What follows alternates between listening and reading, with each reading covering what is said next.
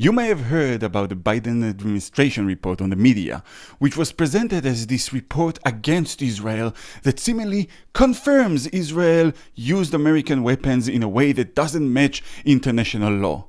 But much like everything else the media says about Israel and this war, it is just another lie.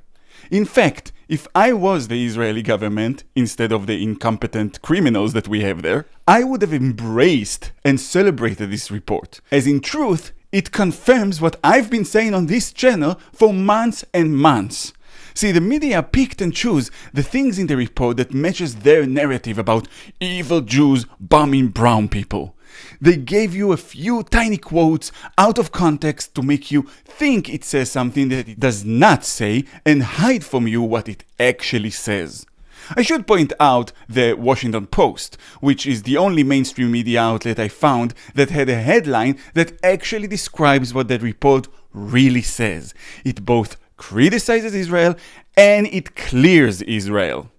So, does the report say that Israel broke international law? No. It says it is a possibility, but only if you accept Hamas's narrative about the casualties, in other words, the media's narrative, which the report says you shouldn't really accept. I'm going to leave you a link to the full report in the description, but here are some interesting highlights most media outlets chose not to show you. First, the report starts by reminding us all why we are actually here. The report primarily focuses on the period since October 7, when Hamas, Palestinian Islamic Jihad and other Palestinian terrorists launched an unprovoked large-scale attack on Israel from the Gaza Strip, killing an estimated 1,200 individuals, injuring more than 5,400 and abducting 253 hostages, including American citizens. A fact that the media does everything in its power to make you forget about, including forgetting about the 133 hostages still in the hands of the savages, including 19 women who, the UN confirmed in their independent report, are being raped and tortured. But let's look at what else the report says. The IDF has undertaken steps to implement IHL obligations for the protection of civilians in the current conflict, including the requirements related to distinction, proportionality, and precautions in offensive operations. In addition, the government of Israel has asserted it takes steps to mitigate the risk of civilian harm when conducting military operations, such as providing advance warnings, employing specific procedures for determining targets and carrying out attacks, including choice of weapons and munitions, and implementing restrictive measures to protect sites such as hospitals, schools, places of worship, and UN facilities. The conflict has resulted in the deaths of an estimated 34,700 Palestinians and an estimated 78,200 injured, and has displaced the vast majority of Palestinians in Gaza and resulted in a severe humanitarian crisis. The Hamas-controlled Gaza Ministry of Health is the primary source for these numbers, which international organizations generally deem credible, but do not differentiate between Hamas fighters and civilians. Israel has had to confront an extraordinary military challenge.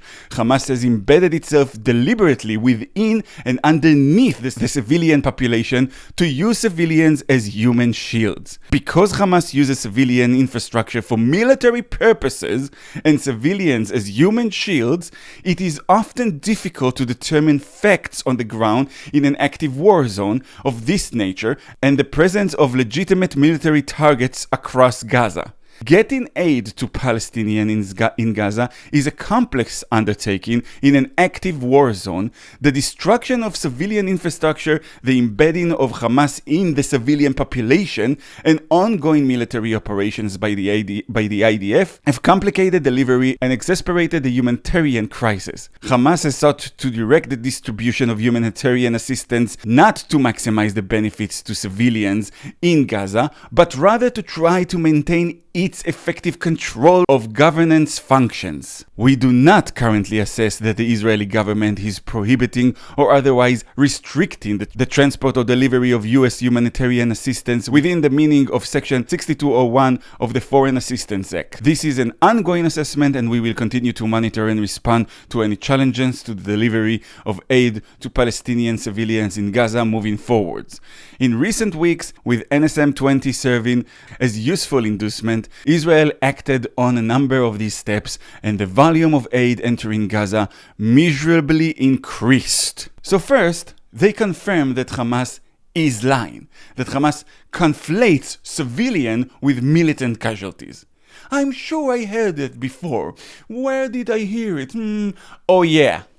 Now add to that the militant casualties, which the media never reports because they conflate civilian and militant casualties to inspire hate and anti-Semitism. Or the fact that if you believe the mainstream media, not a single Hamas terrorist was killed in over 4 months of war.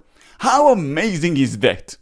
Either they all have Iron Man suits, or the media doesn't differentiate between militants and civilians when it comes to the Palestinians. Let me point your attention to something really strange. If you follow the reports from Western media since the war began, especially those three, there doesn't seem to be any casualties on Hamas's side. Only civilians are being reported. Are there soldiers like super soldiers? Or are there no armed militants at all in Gaza?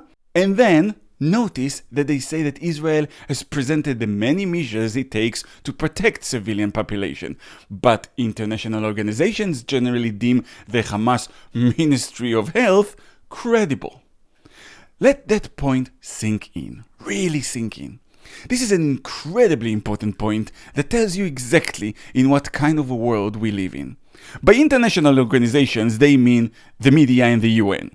Now, Hamas is a terror organization, proscribed organization in the UK and recognized as such by nearly all civilized governments across the globe. These people do not have a Ministry of Health. They are not in the business of making people healthy. They are in the business of death and destruction. And yet, we live in a world where a proscribed terror organization that has committed the worst atrocities since the Holocaust and is again confirmed in this report to use their own citizens as human shield is deemed more credible than us fucking Jews. That's what the report actually says. In a sane world, their word would have been disregarded and our word would have been seen as credible. But this is not the world we live in, is it?